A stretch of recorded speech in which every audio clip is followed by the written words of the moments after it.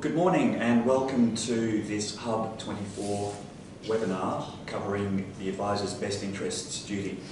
My name is Simon Hoyle. I'm Head of Market Insight for CoreData Research, and I'm delighted today to introduce a range of experts to discuss this issue. To my left we have Phil Anderson, General Manager of Policy and Professionalism for the AFA. To Phil's left we have Simon Carrodus, who is Senior Associate with the Fold Legal. And at the far end we have Andrew Alcock, who is Managing Director of Hub 24. Welcome to you all. At the end of this webinar we will have time for some Q&A, so if you've got any questions that come up during the course of the conversation, please type them into the software that you're using to dial in and to view us today, and we'll direct the question to the relevant expert at the end of the session. So to set the scene for what we're going to discuss this morning, a white paper published earlier this year by Hub 24 found that 4 out of 5 advisors either agree or strongly agree that the best interests duty and the related obligations around it was and remains a necessary step in raising standards across the industry. But at the same time, almost 3/4 of aligned advisors and more than 70% of non-aligned advisors said that the best interests duty has not improved the quality of service, but that the formal process around the best interest duty is giving them more confidence that advice is being delivered in the client's best interests. And there remains a fair deal of certainty around what compliance with the best interests duty actually looks like and how it's best achieved. So today we're going to discuss those issues and more about the best interests duty. I'm going to start off the session this morning by asking each of our panellists to briefly give an overview on what impact they think the best interests duty has had on the way advisors work and on the quality of advice more generally. Bill, let's start with you. I think if we can take one thing out of the Royal Commission, they made the recommendation that mortgage brokers should also follow the same obligations as financial advisors. So I take that as an endorsement of the best interest duty that applies to financial advisors. I think it has made a real difference. I think it is a much more structured, considered process that advisors need to follow, and I think that will have an impact on advice standards across the board. I think that the feedback, the fact that advisors are supportive of it is good, and I think that we need to do more to ensure that they do understand their obligations and they're comfortable to live within those obligations. Thanks, Bill. Simon? I'd make the comment that whilst the safe harbour steps is new, that really we believe there's probably been a fiduciary relationship between advisor and client for a long time, and that the best interest duty was essentially just codifying that and putting it into statute. As far as what good looks like, that's the million-dollar question. What we know is what bad looks like. So we know, based on a lot of guidance from ASIC, in particular ASIC Report 515 and 562, a lot of examples of what they believe is failure to comply with the best interest duty, which they see as just a failure to comply with the safe harbour steps. A lot of our clients we're dealing with at the moment are still trying to figure out exactly what good looks like. How can you do this really well? So that's what we need to solve. Okay. I agree with the panellists. That the interesting thing, though, the advisors themselves from the survey think, and probably though advisors believe they've had a fiduciary duty of enacting their clients' best interests all along. So anecdotally, the survey results are suggesting that the quality of the service or the advice hasn't necessarily changed, but the process and the certainty in getting confidence that you've met best interest duty has been helpful. So hence it's been a great thing. Advisors generally been meeting obligations, and yes, we know there are those that haven't, but I think it's added time to the process, but probably time well spent to create confidence and to help us change standards overall. But again, I think there's complexity in understanding what's right, what's wrong, what's good, what's bad. So that's had a consequence for all of us in the industry. So let's talk a little bit about the issue of compliance. And Phil, what are some of the drawbacks that potentially arise if compliance with the best interests duty and the obligations that go with it is treated as a ticker box exercise? I think the key thing here is that financial advice is a profession, and the delivery of advice is an intellectual exercise where you're adding value to the client. You can't do it as a ticker box exercise. So when you think about the actual process, you need to genuinely understand the client's needs. When you're thinking about the strategy, and that's the most important thing that you're actually delivering, you need to do that independent of what the product recommendation might be. And then even when you're thinking about the product recommendation, you need to give consideration as to whether a product is required, or the client may be in a better situation without getting product advice.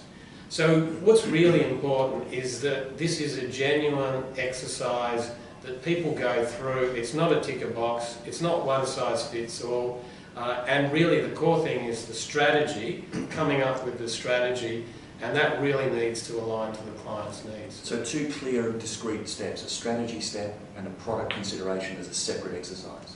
Absolutely, because as soon as advisors start to bring those together, then they're thinking of the end outcome before they've even really started. And what's really important is that you do the work on the strategy independent of what the product might be.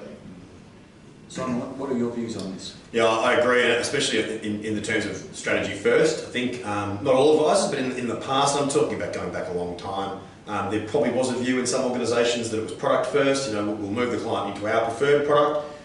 I'm sure they genuinely believed it was a great product, but that was the first thing they did, and we'll build a strategy around that. It has to be the other way around now. We know that. Most of our clients are on board with that. I don't think this is controversial at all. And that you build a strategy for the client, and then products are essentially tools. You usually need a product or products to implement a strategy, but that could be their current product. So it can't automatically be, we need to put them in a new product. It could be, all right, let's see if we can implement this using their current product. Is it suitable for them? Is it able to satisfy their needs and objectives? And if it is, great, you can do it. If not, you may consider a replacement product, but it can't be the default. Right. Andrew, you've got a thought? Oh, look, if ticker box means let's find a way to justify or validate a decision or an approach, then that's very dangerous. We're letting everyone down, and most of all our customers. So your point, Phil, about this is genuine. We have to take this seriously. We have to think about our clients' outcomes. We have to build products and advice. We have to deliver strategies and implementation to do that. I think we've seen many examples of where the industry has tried to comply or found ways to create a perception of compliance. That's not on, so we need to be genuine with how we approach this. And it's important, is it, to consider that the strategy discussion is tailored specifically for the individual client. That's part of discharging the obligation as well. Absolutely, no question about it. It's got to start with a genuine understanding of the client, and then everything you do from there is tailored to their needs. Yeah. Okay. Simon, you've said that the best interests duty is really a process or a conduct obligation on the advisor, and that appropriate advice is the obligation with respect to the advice that emerges from that process. Yes. They're separate, but they're related obligations, I guess. So in theory, is it possible to still get the best interest duty compliance or obligation wrong, but deliver good advice anyway? So strictly speaking, it is. They are separate obligations. There's obviously some overlap between them. There's also the conflicts priority rule again, and there's the obligation to warn the client if the advice is based on incomplete information. So that's what we talk about as the best interest duty and related obligations. But they are separate. There's clearly some overlap. ASIC itself sort of conflates appropriate advice and best interest duty in its reports in RG 175 and 515 and report 562. So I guess the way I look at it is that the best interest duty is about going through the right steps. And if you look at the safe harbour steps, most of them are pretty good. I don't think the last one's very, very helpful. Any other most of them provide certainty. The last one does the opposite. But identify your client's needs and objectives. Identify the subject matter of the advice the client is seeking. Do your product research. Tailor the advice to the clients. These are just good steps. I think we're all okay with that. Now, if you don't do those things, is it possible to actually come up with the resulting advice that is appropriate? You'd be lucky. It's technically possible, but I tell you what won't be possible, and this comes back to my point about documentation. How would you then explain how that advice, even if it is right, how do you explain that it's likely to leave them in a better position and how it's better able to satisfy their needs and objectives? If you haven't done that work, you actually can't do it. Well, so, to that point then, how do you demonstrate to ASIC that you have met the obligation? What will they be looking for when they're assessing whether the advice was appropriate or not? So on the advice file, so we know this over the last few years and the way that ASIC operate is that they're not as interested in talking to advisors or clients. They do a desk review. They'll usually start with Section 912C notice to get some information, and they'll request a bunch of files. Whether that's en masse, like for a report like 562 or 515, or for a specific advisor or practice investigation. And they'll do a desk review. And what they want to see is they want to see that the safe harbour steps have been satisfied, so on the file more broadly, Have I completed the F&A, or are there gaps in that? Is there evidence of product research on there?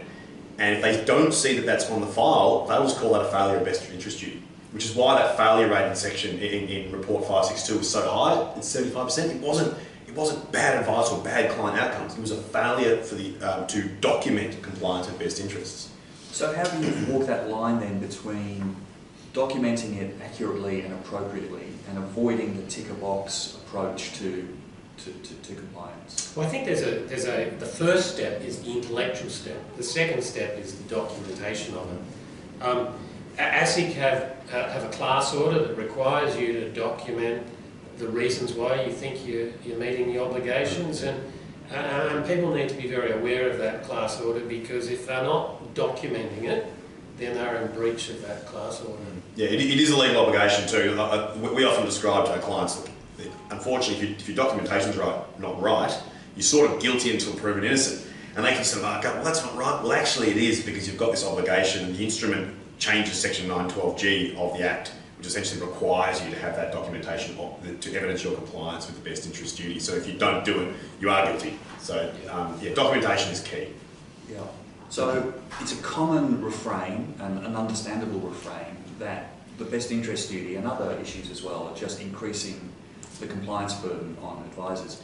So Andrew, I'm curious to hear what you have to say about how technology is helping to address that issue, and how it is potentially helping to alleviate that burden. As a product manufacturer and an innovator, I've got a slightly different take on it. I think technology is also creating obligations potentially, because innovation in itself is changing the context in which we make best interest judgments and looking and researching products. So yet it also supports that. If you think about best interest, if innovation can create value for clients, then it helps us have opportunities to meet our clients' best interests. So it's a double-sided coin in reality. From the product manufacturing point of view, there's been a revolution in technology unlocking value, or the perception of value. Is there evidence for that? That's another question. But even if you take the example of technology which provides a large range of product choice to clients and to advisors, it gives the advisor a range of options and choice to make the right decision, as opposed to a constrained choice. That's very simple. When you look at technology innovating and creating managed accounts and the possible taxation benefits or the transaction cost differences because you've got less buy-sell spreads or you've got different transaction costs, those things can feed into giving a lower cost option, whether you're doing active or passive investment styles. There are cost advantages. So technology is actually maybe complicating things, yet also creating opportunities in the area of lowering transaction costs with managed accounts, in the area of eliminating or changing the buy-sell spread outcomes, in the area of tax parcel management. If you can create value by lowering tax obligations, by managing tax parcels in a non-unitised structure, and I know this is complex, but that is actually creating opportunities for clients. So I think technology is both complicating it, but also creating opportunities. We have to find a way of evidencing that and making it more simple for clients. Having said that, Simon, clearly technology is helping with compliance processes, record keeping, SOA generation, ROA generation, building evidence and documentation to support best interests, and the industry has to keep doing that. That's a no-brainer. But on the other side of it, innovation and technology is actually double-sided, but all in the intention of building better outcomes for clients. The other thing I'd say about technology is the contribution it can make to keeping the cost of giving advice under control. Yes. We've got all sorts of pressure on the cost structures of financial advice businesses at the moment, including the cost of giving advice. So everything that we can do within the broader industry and the profession to reduce the cost of delivering advice is going to be beneficial for advisors to continue to provide these services to a broad range of clients. So it must be an important focus going forward. It's critical, or we won't be able to deliver advice to certain sets of consumers. And yet we know the demand or the appetite for advice is increasing in what's a complex environment and an ageing population. So yeah, absolutely, the advice process technology has to help with as much as product development. And we can peer into the future a bit as well. The UK experiment, after their retail distribution review in 2013, where what we would call true retail clients became economically unviable. And 5 or 6, 7 years later, Treasury, the UK Treasury is now trying to get the big institutions back in there using sort of robo-advising technology to service that segment, because they're sort of unserviced and they need. How do you get advice to the masses? Would that be the institutions who are buying back into the advice market, having exited The ones that 5 got out. years ago in the UK? It is, absolutely it is. They're trying to entice them back in, but they're looking at technology to essentially make advice profitable, or at least break even. Interesting when you consider what's happening in Australia, that we've seen a full cycle overseas. Yeah. So this is a question I want to direct to all of the panellists, not that you haven't all had a crack at all the other questions already.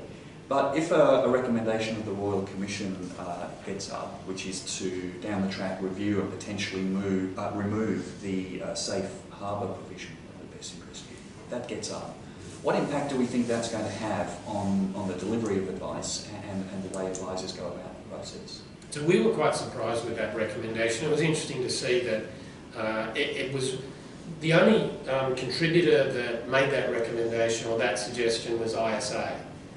So really surprised that it made it into the final report. We understand it's because of the perception of a ticker box approach, but I don't think it's going to be helpful at all. I think that the safe harbour provides good guidance for advisors to follow. They're already anxious enough as to whether their advice is going to meet ASIC's requirements, and to remove the safe harbour, I think, will just add to uncertainty. It'll mean that more training, more support is required. I think it's going the wrong way. Okay. Yeah, I tend to agree with Phil. I'm a bit torn on this one. I do understand what Ken Haynes is saying in the report. He is concerned about this tick box exercise, and he seems to suggest that it sort of values form over substance, and that if it wasn't there, advisors could just concentrate on putting together a quality financial plan. But at the same time, I'm really, really big on certainty. As I said before, a lot of the safe harbour steps, except for the last one, I would say you'd put any licensee should make that as part of their advice process anyway. They're just good steps. So, and for advisors to have that certainty is really, really important. So to remove it and adding more uncertainty, I don't know if we should be going down that path. So I'm torn, but I'd probably end up siding with Phil. I can see conceptually why people might think that's all you need, but if we don't have the lanes marked out clearly, and the test of that is going to be subjective or objective or evidence-based or court-led, how does anybody protect their own interests running a business, and yet alone how do we make sure we meet the client's needs? So I get it, you know, as a concept it says why do you need the lanes if you're meeting the spirit of the law, but it's so broad, it's just impractical. So I think it's a backward step and it's impractical. If the issue is tick a box, then there's other ways to solve that rather than to remove the certainty of what's required. I think it's jumping at an issue, but it's not solving the problem. Well, are we going to have other people sit in judgment over what does and what doesn't meet the duty based on their own opinions or reflections? I'm not accusing that, but that's the risk we have here of it being opined on in a different form. Okay, Phil, the way we, and I'm guilty of doing this, refer to the best interest duty, makes it sound often like it's a single sort of standalone obligation, as it were, but there are a number of dimensions to it, aren't there? And I wonder if you could just spend a moment running through what some of the related obligations are that advisors need to be across. Absolutely. Well, Simon already mentioned that ASIC talk about it as the best interest duty and related obligations. So yes, the best interest duty is central to it. There's also an obligation that the resulting advice must be appropriate to the client. And ASIC tests both of them in terms of whether it's fit for purpose and whether it puts the client in a better position. The third element is this obligation where the information that they've received is either incomplete or inaccurate, to provide a warning that it's incomplete and inaccurate and that the client needs to do their own investigation. The last one is the obligation to prioritise the interests of the client wherever there's conflict with not only the interests of the advisor but interests of related parties to the advisor. And this is a really important one. It certainly plays out in the vertically integrated space as something that they absolutely need to get right. You need to go through the exercise of understanding what the conflicts are. And those conflicts are not just product-related conflicts. There are conflicts such as an incentive to over-service the client that can apply in very much an independent advisor context. So all of these four obligations do work together as a package, and you can't just make sure you comply with one. You've got to comply with all four. So how are you seeing that that emerging the way files are kept? How does it translate, or how does it look? Yeah, well, I mean, yeah, ultimately, again, so the best interest duty itself should be about your advice process, but ASIC would want to see evidence that you've essentially met the 7 steps, but then separately, if, ultimately there's going to be recommendations. That's sort of the outcome, right? And what they're going to want to see is that explain sort of, it can be more evidence on the file, but explain quite succinctly in the SOA, how is this likely to satisfy your needs and objectives, you, the client, you specifically, and why is this likely to leave you in a better position? So in that sense, again, if the file doesn't contain evidence of the 7 steps and doesn't contain an explanation or justification as to why the advice is likely to leave them in a better position, why the advice is, or how the advice is likely to meet their needs and objectives, specifically also in a replacement product scenario, then ASIC again would say, well, that advice is not appropriate. And the amount of time, and this comes back down to how important record keeping is, the amount of times in a past life when I've had to deal with advisors who've been dragged up in front of ASIC or the FPA or what have you, and when you read the file, it just didn't make any sense. And even to us, we were saying, this is, what's this doing? You'd sit down and chat to the advisor. They'd give you a really clear explanation as to why they did this. And they thought it was appropriate and they were acting in their best interest. There's nothing on the file. That should be in the file. Yeah, so it was a fail before we even began, in reality. And whilst we wanted to hear from the advisor, generally speaking, ASIC's not interested in that. It needs to be on the file so that the evidence is there in front of them. Yeah, got it. I'd just like to remind everybody who's watching this morning that there is a chance to ask your own questions. If you've got one that's sprung to mind based on anything that you've heard already, type it in. We'll receive it at this end, and then we'll go through it at the end of the session. Simon, it's sometimes assumed that the best interest duty, or the best interest duty and its related obligations, affects or applies more differently somehow in the big vertically integrated institutions and financial services businesses. But in fact, is that the case, or does it apply sort of outside of that obvious structure as well? No, it applies to every single time an advisor in Australia provides personal financial product advice to a retail client, best interest duty applies. So it applies to everybody, and specifically when we come back to the conflicts priority rule, which Phil mentioned, there is probably this misconception, and this is what ASIC was drilling into in report 562. Now that only focused on the big 4 banks and AMP, right?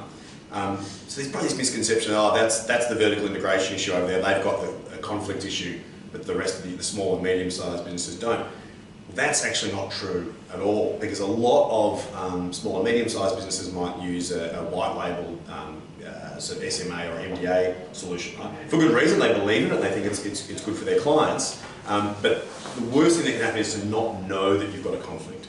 In my experience dealing with ASIC in the past, the very first thing they want to hear is you say, yes, absolutely, we understand this conflict, and we can demonstrate to you how to manage it. The worst thing you can do is deny the conflict and say, no, there's no conflict here when there clearly is. So any time that an advisor provides personal financial product advice, and if the client implements that advice, either the advisor or their licensee or their corporate group stands to benefit in any way, that's what we would call in-house conflict or vertical integration. And it's much broader, it's much bigger than what you'd think. It's very common, and it goes well beyond just sort of the big 5 and big 6.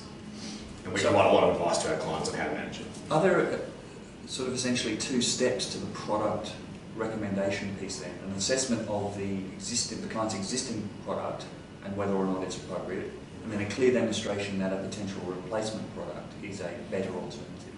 Is that how advisors should be approaching it? I think it's a sensible way to think about it, that you've got to do the first assessment of whether after you've identified the strategy, then the consideration is whether the existing product is meeting the needs of the client.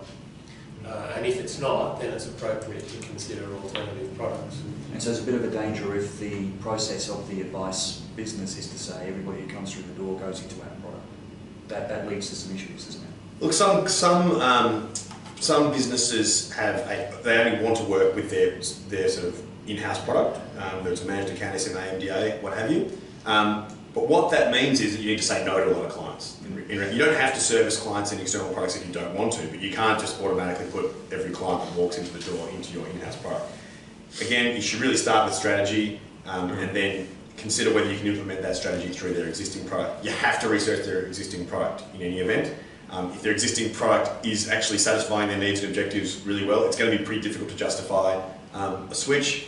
In ASIC report 562, they spoke about unnecessary replacement product advice. It wasn't diabolical, it was just unnecessary. They were switching from one product to another one that was pretty similar, and there was no justification for it. Well, why switch?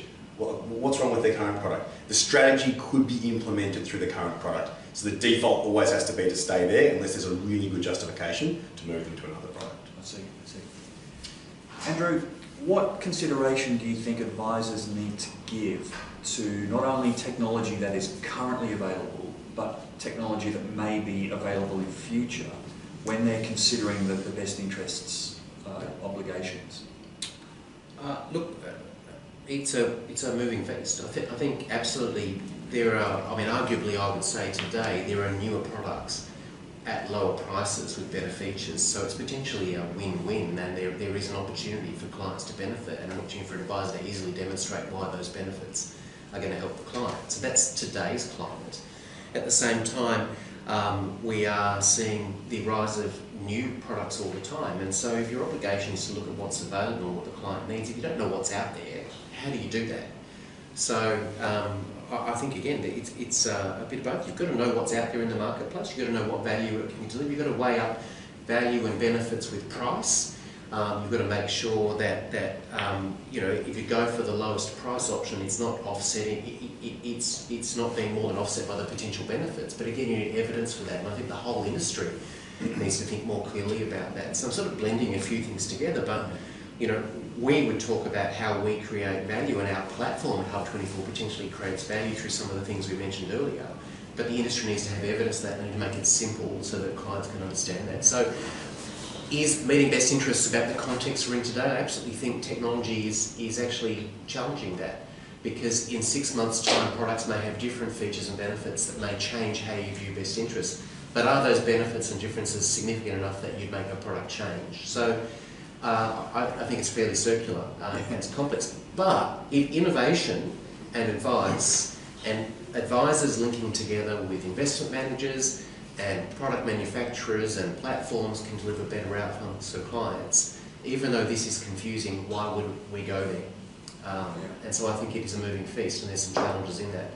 We need to simplify that. We need to create some evidence and proof points about why those things are better for clients, if indeed they are, so we can meet the obligations. So is there an obligation implied or explicit in the best interests duty that an advisor should consider the technology that they're using? So for example, they've got clients maybe on an old creaky platform that might be reaching the end of its technology life. Do they need to take that into consideration when they're defining the services and the advice that they're giving to clients? I think the key there is whether the technology delivers benefits that are of value to the client.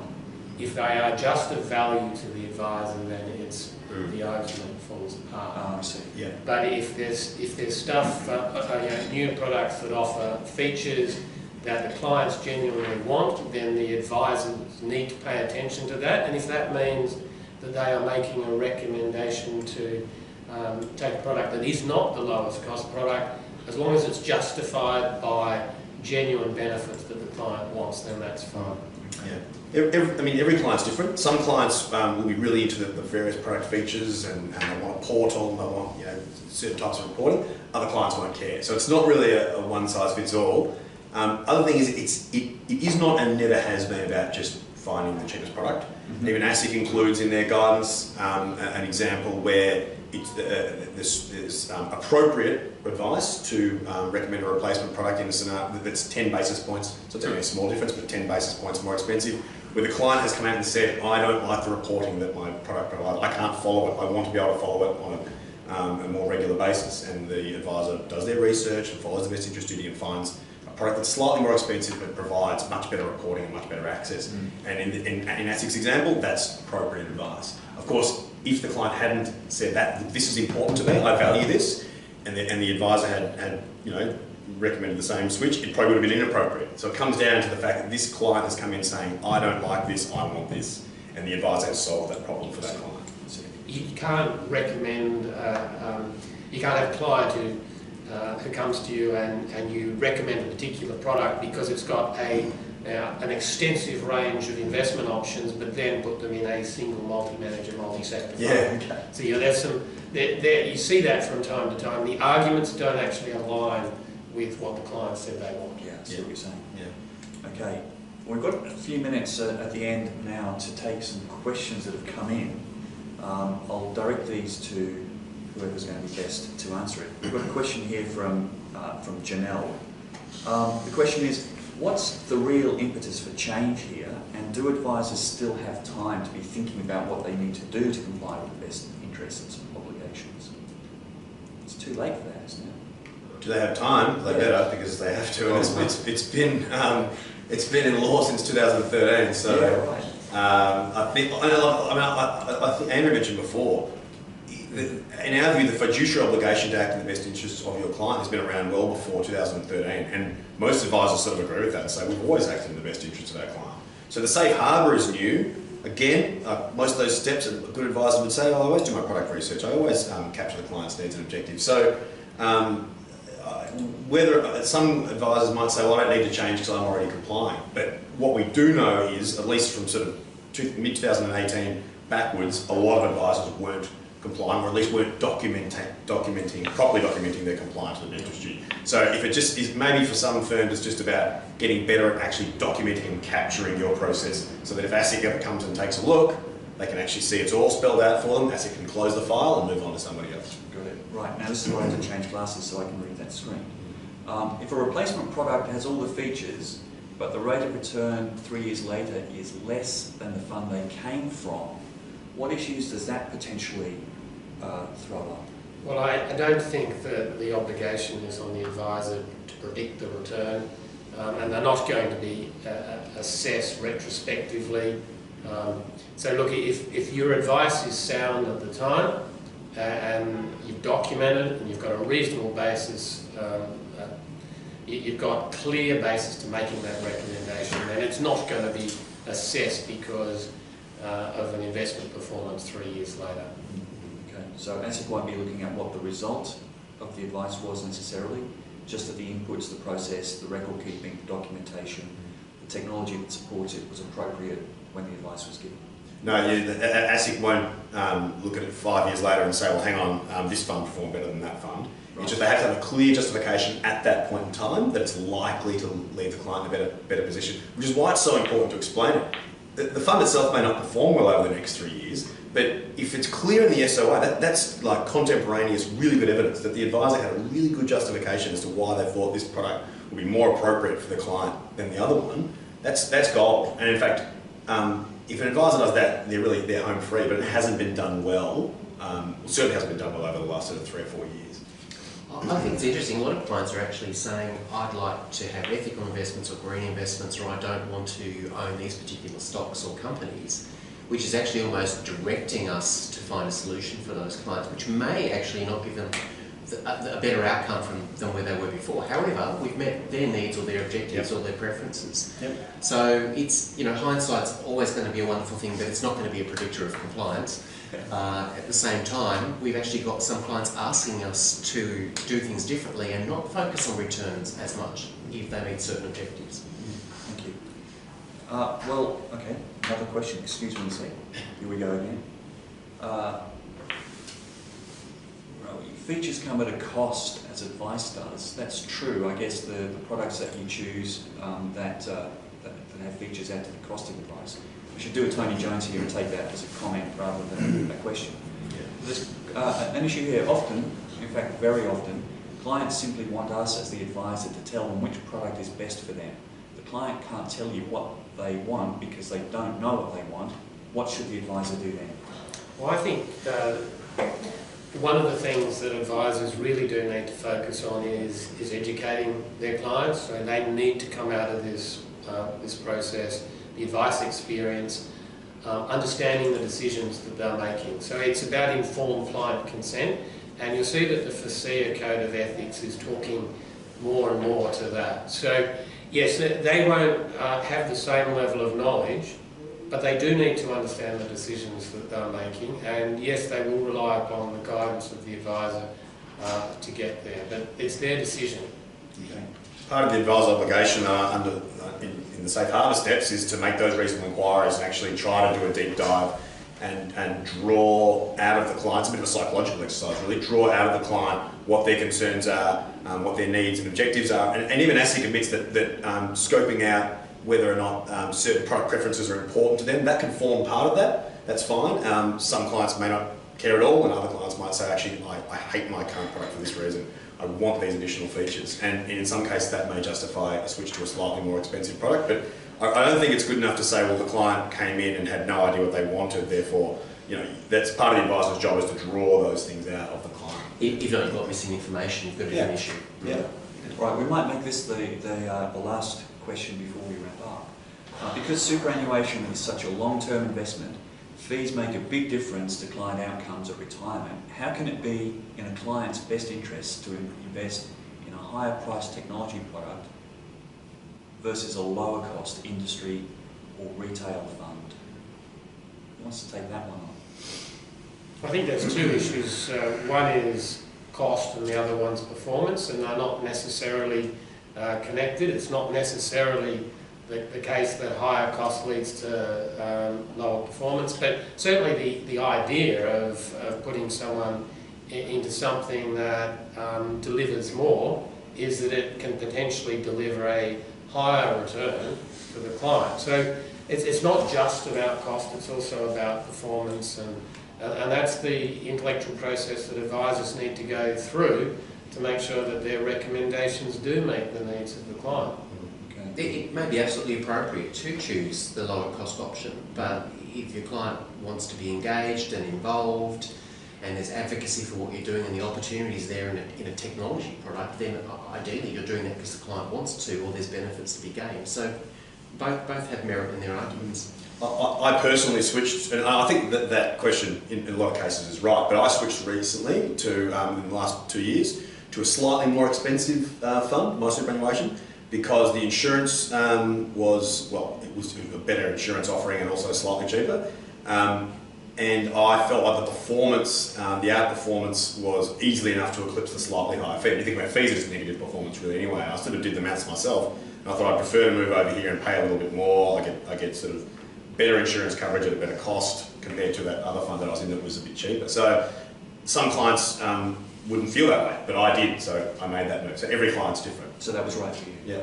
Okay. And often the cost of insurance can be more important than the cost of the platform fees. So. And whether you could get the coverage too. So I wanted a specific amount of income protection per month, and I could get it here, but I couldn't get it there. So for me, that was important. Well, that brings us to the end of the time that we've got this morning. We've actually run over by a few minutes. I'd like to thank you all for listening in and watching in today. Thank you very much for the questions that you sent through. You can check out the Advisor's Best Interests Duty White Paper, which was produced by Hub24 in collaboration with CoreData, so you know it's going to be a good publication. Of course. Yeah, of course. I'd also like to thank our panellists this morning for your time. Phil, Simon and Andrew, thank you very much. It's been a great discussion. And for now, we'll sign off. Thank you.